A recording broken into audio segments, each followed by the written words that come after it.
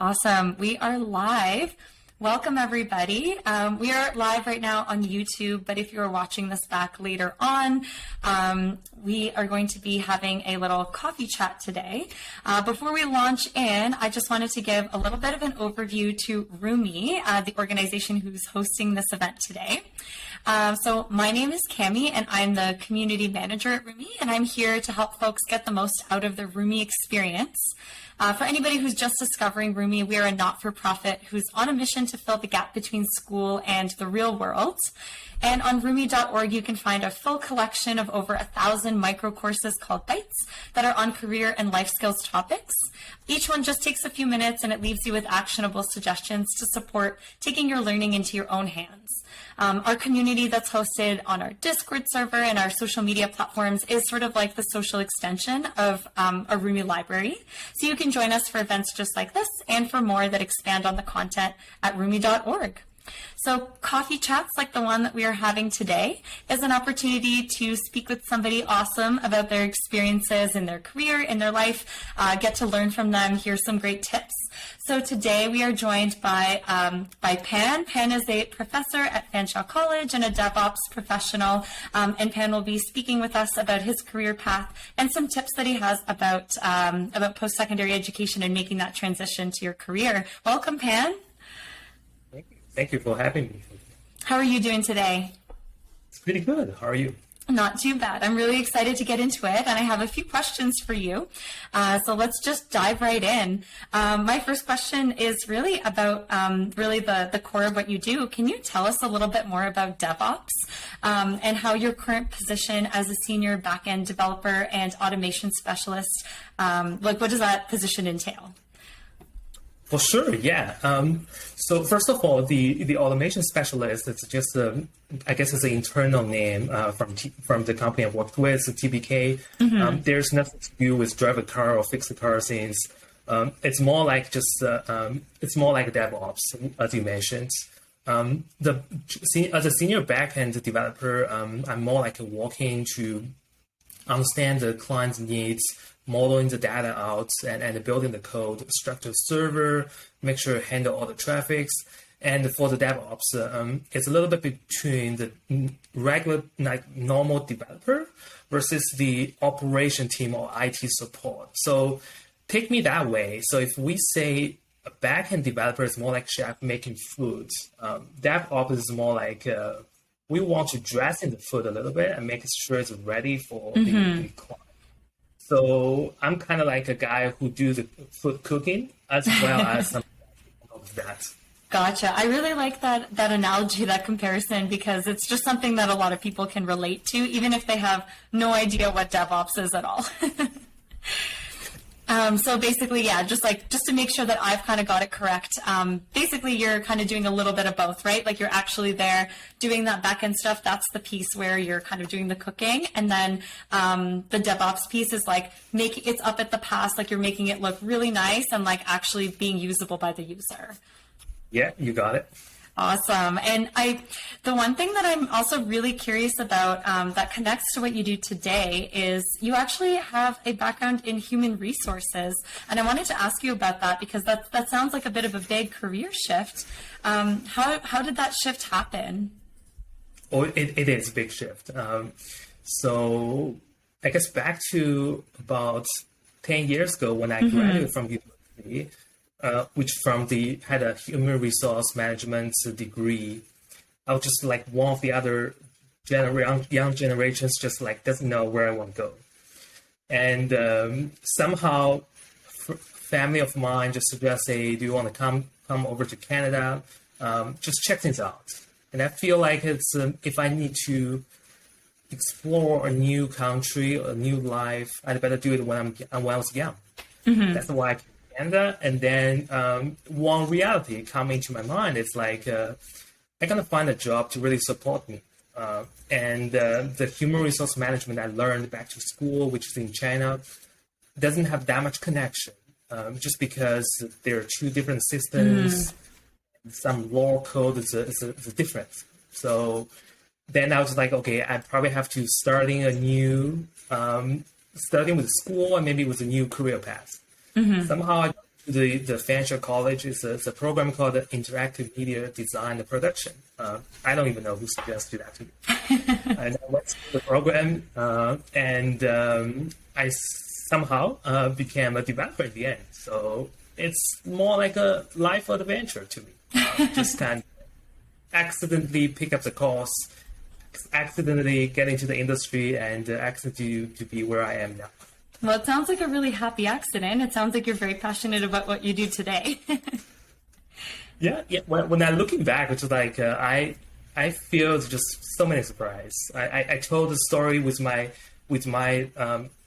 classmates back to university, and they were just so surprised. It's just like, hey, you are a developer now, and where most of them are kind of like either manager or human resource management, running a team, but they're still in the HR world. I'm just kind of jumping out of it. And how do you find, so, I mean, of course, there's no wasted learning. We're always learning and, adding on to what we already know. How do you find that the skills and knowledge that you gained in your HR program, even though the content is still very different to what you do today, how do you find that those skills show up in the work that you do as in DevOps and as a professor? That is a really interesting question. Honestly, not that much. Yeah. I don't surprise you, but just because the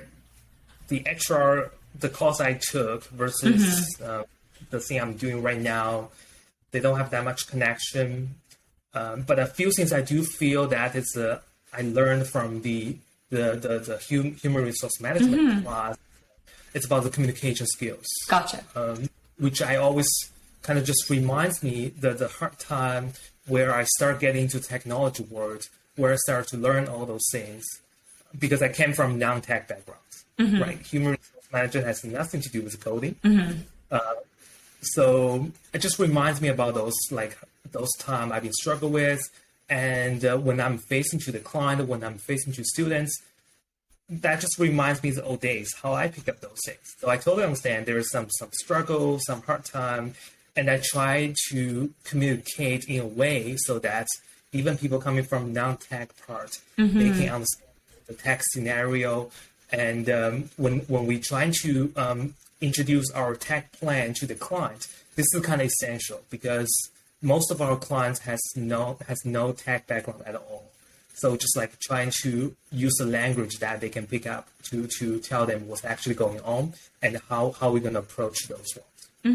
And that's a really important skill. And, who knows, maybe if you had gone right into the tech, you might not have had that perspective. So, even though maybe the subject matter, like the actual content of what you studied is very different, it sounds like you still have taken some skills from that program with you. And, how you, like you said, like you weren't in a tech background, but then now because you are in that position where you're able to speak to folks some of whom don't have a tech background, I think you're able to just put yourself in their shoes, it sounds like.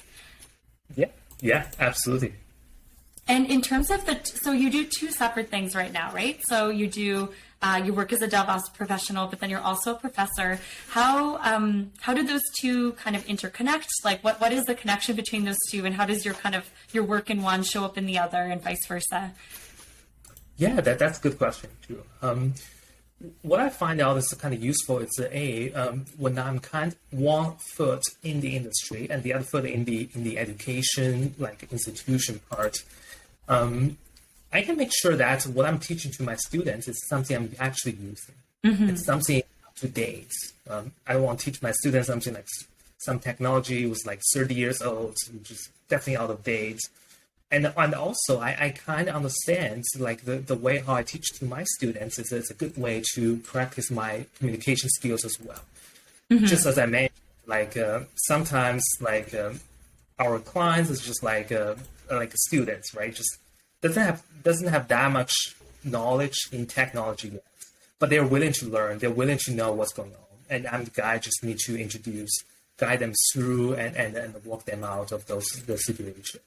So I kind of like this is kind of like a win-win for both sides. I can see the two skills kind of like come together and help each other. Yeah, that sounds like a really good connection that way. And I mean, it just it's just building on what you were already saying, right? Like it boils down to that communication piece, and whether you're doing it with clients or with students, you're just shifting the stakeholder who you're talking to. But at the end of the day, you just need to be a really good communicator and be able to, either teach or to, maybe train someone how to understand something. And as a professor, how would you describe your teaching style? What is it like to be in your classroom as a student? I've been teaching for like about 4 years actually. Every year I get a lot of feedback from students. Someone say they really like me. Someone say, no, Pan, you're blah, blah, blah, very tough. And regardless of all those comments, before I start every single New Year's teaching, there are a couple of things I like to repeat to myself, just as a reminder. And the first thing I always remind myself is, I believe that students nowadays can learn the knowledge from anywhere. So there's nothing that I'm holding the source of. They have to learn from me. The reason I say that is like I want to remind myself, be open-minded. If students come with different approach, then I can be open-minded to really evaluate the approach, whether it's a good one or it's not that good. If it's good, then what can I learn from it? If it's not that good, then what can I teach the student to be better? So just like treat the students as my co-worker, right? we work together to get something down. Same as teaching. And the second one is like I'm kind of like to be a role that is I would help my students to find out where they actually want to go. Now, there's a little bit background about this one. It's just because the program I'm teaching at Fansha against the IDP, which is the program itself contains like 3 big parts. They have the design course, they have the video editing course, and they have the web development course. So each module has different professors to teach different courses. Where generally speaking, any new graduate from that program, they could get into one of the 3 industry, or maybe more than one. They can run their own business. That's a goal of the let's say the program setup. So what I'm facing is when students come to me, I usually just ask them, say, you guys gonna find out where you want to be, right? Because I'm not gonna make decision for you. I'm not gonna force everyone to be web developer in the end. But if you find out that you are good at development, you want to be web developer in the end, let me know, right? Because I'm gonna push you harder to be there. So I'm in the role just guiding them. If they happen to be somewhere I am now, then I can share some experience, some knowledge to help them. How can they find the shortcut to be there quicker? And other than that, I think that the last one I would say is, again, I like to use baby English to describe knowledge problem. This is kind of like where I came from. Back to like 10 years ago when I was in college, I've been struggle quite a bit with the language. English is my second language, and it's all those technology, those coding problem I learned from school. So I've been struggling with both, and the solution I came out back 10 years ago is like I would do, we call it separate and conquer, right? Divide and conquer. So you separate those two issues. And I usually just pick up the technology problem first and solve it. And then later on, I came to learn, how this problem is called in English. How are we going to describe my solution? And that worked out. So when I back to teaching, I realized the same thing. Even though English is not the challenge for most of my students, where they grow up here, they grow up with the English-speaking environment. English language is not a difficult thing for them. But technology is still a big part for them. So trying to say, when I'm describing a technology issue, a concept, I would just use baby English. Right? So that language is not a thing. where people even coming from non-tech backgrounds, they can understand what I'm trying to talk. And there's something that can be transferred to their minds, and then that they understand what's going on. And then we dive into the code later on. So this is kind of like how I teach, how I run my class so far.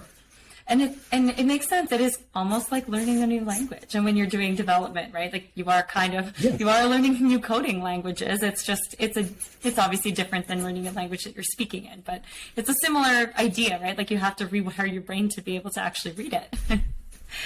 and especially when we come to technology, I mean, programmer, a group, they are just a little bit weird, as most people realize. They come up with a lot of words that they, like, Python, right? It could be a snake.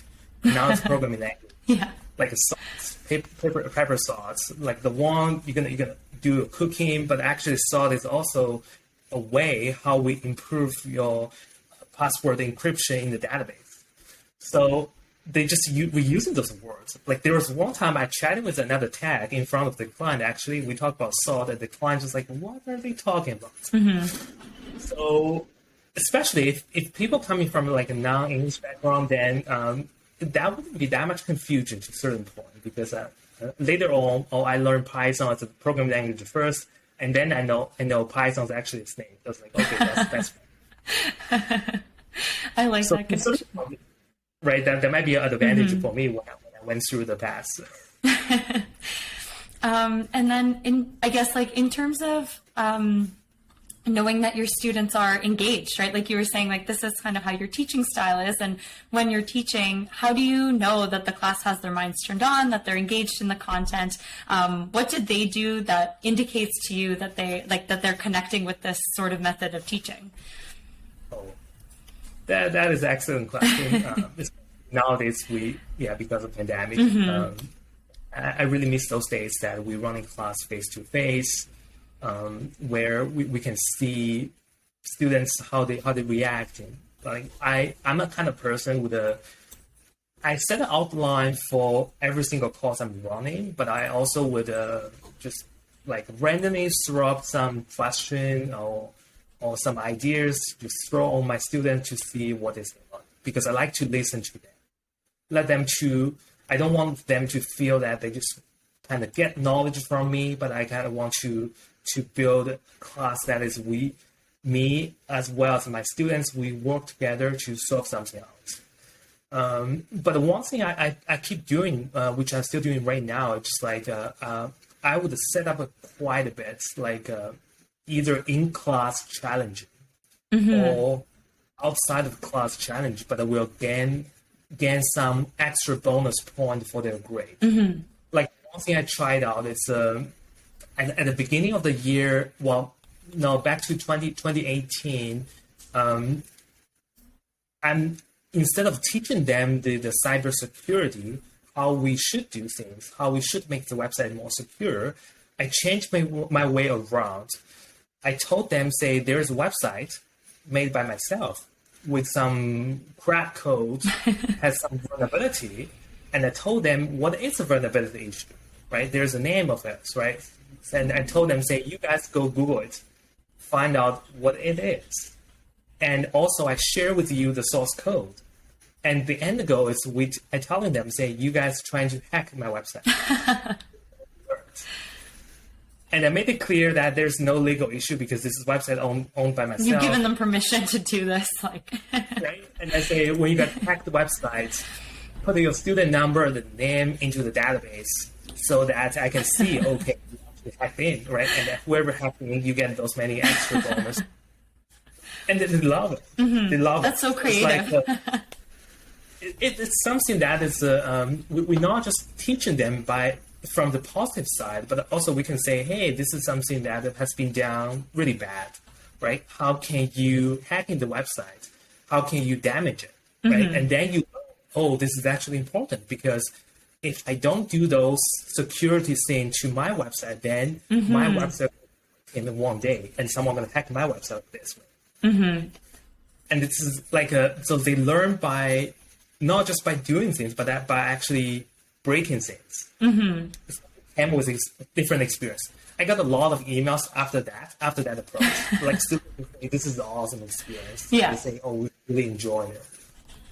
I guess like, especially with, being a lot more virtual now too, something like that is a way to sort of, get in there and get your hands dirty, even though you're just kind of online and you're not even in like a physical classroom space. Like that kind of an approach still works.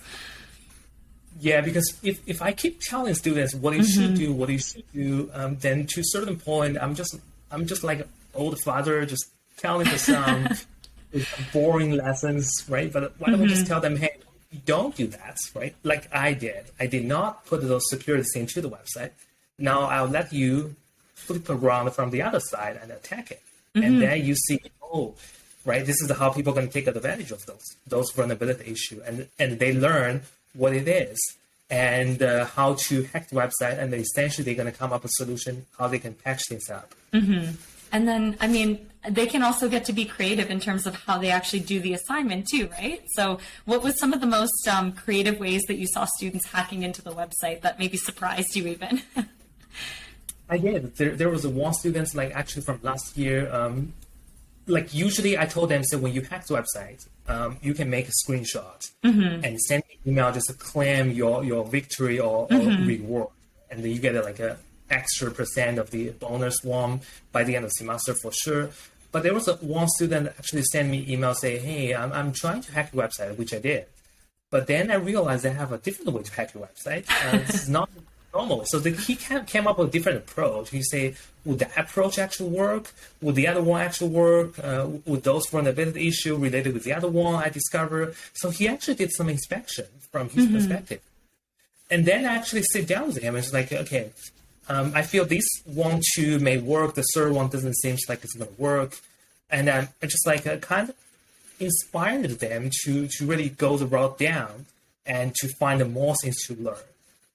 Yeah, I love that approach. And that's exciting that you even had students, find those multiple approaches. Like it wasn't just each student found their own way, but like even just having a student look at it from that perspective. And I guess you also gave them that freedom to kind of put more in if they wanted to. And if maybe they were just doing it for the extra grade, that's also fine. But then it's like a playground. Like you get to just do whatever you want in that space. And I can say I definitely can identify with that sense of, when you're actually in the position to experience something for yourself, it's so different than someone telling you. Like if you were just to tell the class, like, here's an example of how you could break into this code, like they're not having that experience themselves, the frustration of not succeeding, and then also the excitement of succeeding and like feeling ownership of that work.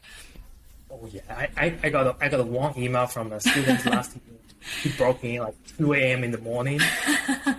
And his email just started with, whoa, hey, I made it.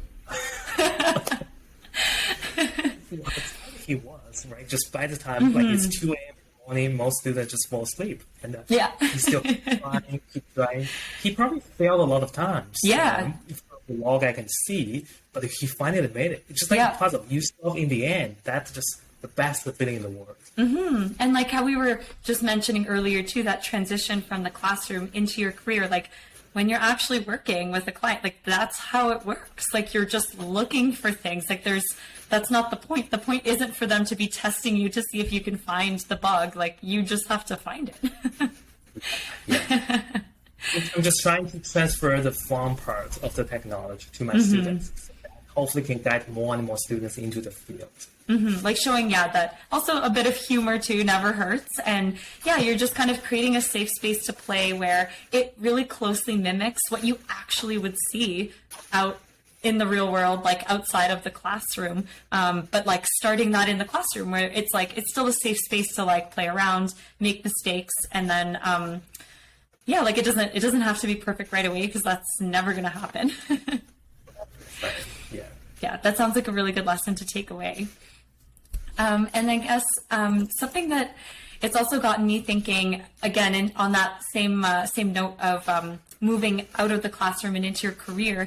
I've heard that you also love to share tips for success with your students to make that transition as smooth as possible. So I was wondering if maybe you had, a few things, 3 or 4 things that you think students are very likely to overlook, but you have found in your experience teaching and studying in this field that it was actually kind of helpful for facilitating that move, that transition. Well, sure, yeah. That's a really good question. I gotta think about this one. Yeah, for sure. I feel the number one thing which always comes into my mind is I had a hard lesson to learn back to time, which is when students, when they come to the industry, when they get out of the school, the industry is always be a place where result oriented. The reason I said that is because when I was a student back in college, I'm a guy had a huge interest to learn the new technology, to learn the programming language, to learn some new feature, and sometimes I was addicted, was attracted by one point, and I keep digging way down, but then I forget the project. And this is a true story happened to me where when I was in lab 3, there was a midterm project where all the professors looking for students to accomplish websites from design and the development and some video editing. Well, when I was doing the web development of the website, I discovered some new feature of the programming language back to time. And I was just so addicted to it. And I spent days and nights just looking into how to use this one. Oh, there's a cool feature there. Oh, how can I use this one for the other place? Oh, there's something more cool there. And I learned a lot. But in the end, I forget to really finish the project. So I submitted my incomplete project to the professor and then I came up with a long email just listing the thing I learned. What I discovered, what I found, what I blah, blah, blah. And I was so proud back to time. And then the professor gave me failed. Right. Less than 50%. So I was very frustrated. And then I came to him, I say, can we have a chat, right? And I even telling him that is, look, I learned those many things outside of the school. And then those things help me to understand more about the thing you teach. And there are some code example you showed us. Now because we have the new feature, we could down it within less code in that way. There are so many cool things that I picked up, right? I just feel based on the efforts I had, maybe I deserve something higher than a fail grade. And I still remember he told me that way, which I appreciate a lot later on. It's like, Pan, you're right, you learn a lot of things. But the deliverable of the midterm, it's you have to go to the website, which you did not. Right. You only have 2 pages down. But so the grading is based on the results. It just think about that way. Say if you drive your car to like somewhere and ask people to repair something, and by then people say, no, we did not repair the car, but we washed your window. Can you still pay me?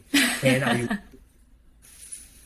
right? So that's the thing that shocked me back to time, because from a student's perspective, I feel my grading should reflect on how much efforts I put down, which is really hard. I put a lot of efforts to do all those research. But one thing I learned is like in the industry is really just something result oriented, which later on when I start working, when I think back at those ones, I wrote email to the professor and say, thank you so much. This is a big lesson I did not learn until you showed me. And I feel that way. If I did not pick up from you, I will have to pay way more cost to learn from somewhere else. Yeah. And the funny thing is, the professor who taught me, he's my co-worker now. Oh my goodness. And we still chat about the story like many years later. And I told my students the same thing, just like this is how I went through my student life. There's a hard lesson to learn, but I have to learn. So do you guys, right? So if you want to be ready to industry, I mean, the earlier you realize this is result oriented, the better for you. Sooner or later you're gonna learn, right? Just depend on the cost. So yeah, if this is something definitely the first thing I want to share with all the students, just like beyond the classroom. I mean, I can imagine why students would be pissed, like how I feel back to the time, right? Because I just feel this is not fair. But no, we have to be professional, and as the professionals deliver the thing it should be delivered, yeah, that's definitely the first thing I want to share. And have you had students kind of do the same for you? Have you had students come back to you and say, hey, like I learned this in your class and then I discovered it here and, thank you for teaching me this? Some of them did, yes. Had a hard lesson, just like with one student that actually, he works at the Rumie now. So. Oh, that's exciting. Yep, I definitely feel the frustration from him. He's one of our outstanding in class, but I really punched him with a lower grade. Just say, no, look, this is all deliver. This is the grade you get. I feel the frustration from him, just like how I frustrated back to the time. Just at a certain point, I feel like I made myself from 10 years ago. So I told him the same story. I say, look, this is what I went through, right? And I'm sorry I have to do that. And sooner or later, you're going to realize this is the right thing. And yeah, he like after a few months when he got a job, he sent me a similar email. He just said thank you, and with all the appreciation. Is there anything else that comes to mind that that you can think of that is just like some of the top tips that you would give students? So the first one, definitely in this particular industry, results oriented, and the quicker you can learn that, the better. Yeah. The second one I kind of want to say is always set a scope for the project you're working on. Doesn't matter what kind of project. Could be your own project, personal project, school project, or some freelance project, or the project you're working for the company. Always set the scope of the project, but never set a boundary for your learning. This is the kind of thing I learned as well. Just like it's kind of related with the first story I shared here. It's just like the reason I failed because I did not really set a scope of my midterm project. I did not realize what is deliverable of the project. But also, I kind of want to encourage my students on top of deliver what you need to deliver. Never set a boundary of your study. Never say, oh, this project doesn't need these many things, so it's waste of time to learn, and never waste time to learn things. And yeah, just never set a boundary of your learning. Yeah, setting those boundaries. And I think that's such a great idea because it helps you to focus on what your goals and priorities are, because there's so many things out there that you could also get distracted with. Right. And I guess you were kind of touching on this before too, but I was also wondering, like, if you could go back in time and you could talk to your younger self, maybe while you were still a student, what advice would you give to yourself? I mean, it sounds like you did learn a lot from the teachers who were in your life, but what's some advice from things that you kind of learned along the way yourself that you wish you could have maybe learned earlier and you go back in time and do that? Definitely the thing I talked about, which is I would like myself to keep a good balance between learning the new knowledge, technology versus to keep the project delivered. That I think that's the best professional that as a young graduate, as a new graduate could be. And the other thing I would say it's an advice to myself. It's I would like to chat with my professors more outside of the class, just because from what I know, the professors there had many years industry experience. So to certain points that I would like to learn more from their industry experience versus the knowledge they taught in class. So I really hope I would have a chance to chat with them more, just like to learn those ones, not restricted with the class content, but just outside the class, and to explore more about the industry.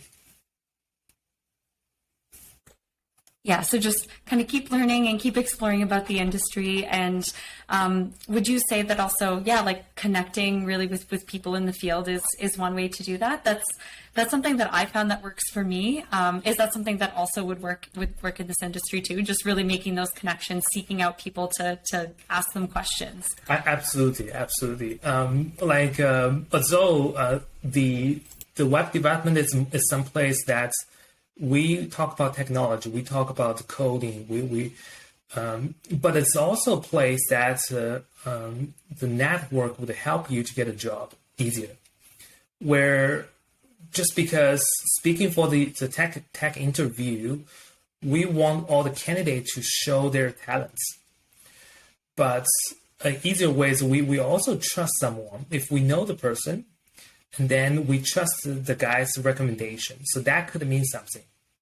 And this is actually how how a lot of companies in local, how they're running hiring process is like, hey, if you apply the job, you definitely get into the interview process. You will meet a certain round of people doing some code challenge. But if you had someone referred you, then we will pull you in and do the code challenge directly. So I'm not saying you can skip the interview process, but if you're referred by someone in the industry, then there's a little shortcut. Then will help you to be certain position. Mm-hmm. And there's nothing wrong with that, and it's just you're just making genuine connections with people on the way, and some of those people might have additional information for you, connect you to the people who are going to get you to where you want to go, and you'll just learn something no matter what, right? even if it's not getting a job, then you're just learning more about the industry and you're adding to your base of knowledge. And just like how we've talked here, right? Like you've had experiences where you've learned from your professors, you've had experiences that, you wish you could go back and give yourself that advice. And if you can get that advice from someone else, like you might not have to live through some of those mistakes. Like, yes, like how we were also saying, it is beneficial to sometimes do those things yourself. But if you can give yourself that leg up, just even having that perspective ahead of time, it could definitely be really helpful. For sure. And I was also wondering if you could tell us about the whiteboard behind you, because we touched on it a little bit even before our call, but we were just chatting a little bit about how I know you really like to just write on like a physical space. What kind of problem were you working out back there? This morning I was doing a demo with a client, which is we designing a new platform for one of the biggest online study in Canada. So they're looking for a new way to just kind of like they use a new version of the ERP system. And this morning we had a little demo with some tech details chatting as well with the developers from their team. And the whiteboard is just some place we kind of demo how we designing like one feature of their database. There's different colors and some arrows, some star. That's just how things. I kind of feel the way how I draw things just help me to concentrate or brainstorm something, which helps me a lot. Mm-hmm. Yeah, there's just something about it though, like actually putting pen to paper or marker to whiteboard and just physically doing it. And there's this level of customization that you can't get from doing it on the computer. Yeah. I miss the days that where I work from. I was still in the office that people just kind of talking about or even arguing about the tech issue in front of a whiteboard, and just me and the other developer. And just like we just been talking, right? This is how I feel about things, and he's like, no, Dan, this is wrong, right? This is it's not true that we cannot do that. and at a certain point, each of us just holding like a pen and just like kind of erasing others. Says, no, this is wrong. And by the end, like at the end of the meeting, we actually came up with a solid solution, just from my part and his part. Ignore all those arguing, and the whiteboard just really has the good things left over. So it's like, wow, that really solved the problem here. It's a I guess like yeah. Yeah, when you have everything like right in front of you, it's not just bits and pieces in like emails and all sorts of other kinds of communication. And there is really something special about being around the same table, the same whiteboard, the same piece of paper, where everybody can actually see the same thing at the same time, and like you're all engaged. Right? Just like when he say, Pan, you're wrong, he just came with an eraser, like, no, not this one, right? This one thing. And say, no, this one, you missed something here. And then I make notes beside it with my pen, just like, no, you missed it here. So it's a little bit back and forth with our weapons, with the eraser and the pen, just like erasing and putting. Yes, it's fun. Yeah. I mean, I hope you're able to do that again with your students in the future and get a chance to be around a table or a whiteboard like that. And before we kind of wrap up toward the end of our chat here, I just had a couple more questions for you. Where do you see yourself growing in this next year as a developer and as a professor? What are you kind of working on next? Yeah, one goal I said to myself is I want to be able to adapt myself more to the online teaching, where I'm not physically connecting with the students anymore, but they're going to be a way that I can know my students more, not just by showing them the study content, and also the thing I'm trying to do is which actually I started with last year. By the end of the semester, there always be a couple friends in the industry that ask me to say, Pan, do you have some student to recommend? Which I did for some of those students like last year, which whoever I feel is ready. And I think I recommend about like 4 or 5 students. And they all get a pretty good job after those, which I feel happy. So this is kind of like because I'm standing between school and the industry, I would have the vision to tell my friends or to tell the industry that which of the students they are ready. And I would keep doing that, just like any students showed up. I would definitely recommend him to those companies want to hire good new graduates. And I would definitely keep doing those ways to kind of help both, because I feel this is kind of win-win. A lot of companies, especially those small business, they don't have the budget to hire a professional HR team, right? If it's like a company with 3, 5 people or maybe 7 people, then whoever's the tech lead, they're going to hire people. So it's really about, they're not going to run in like a 5 rounds interview with some HR chatting. It's more like they just chat with me, say, Pan, do you happen to have someone, or do you know someone? Or maybe they got the applicants, they came back, say, Pan, I know you, but can you tell me if this student is ready to go or has somewhere to do? So I feel like just keep doing what I'm doing, give them the honest feedback, and if any of them being paired up, that'll be win-win. Then students get a good job, and also the companies get the right people. Yeah. And do you have any personal projects of your own, maybe just things outside of work that you're looking forward to doing in this next year? Yeah, absolutely. Other than the thing I'm working on, I still sign up like some online courses. It's an online degree for the computer science, which I'm kind of very excited to keep doing that one. I mentioned I came from like a non-tech background, right? HR doesn't count as tech. And I did not really take any computer science course at all.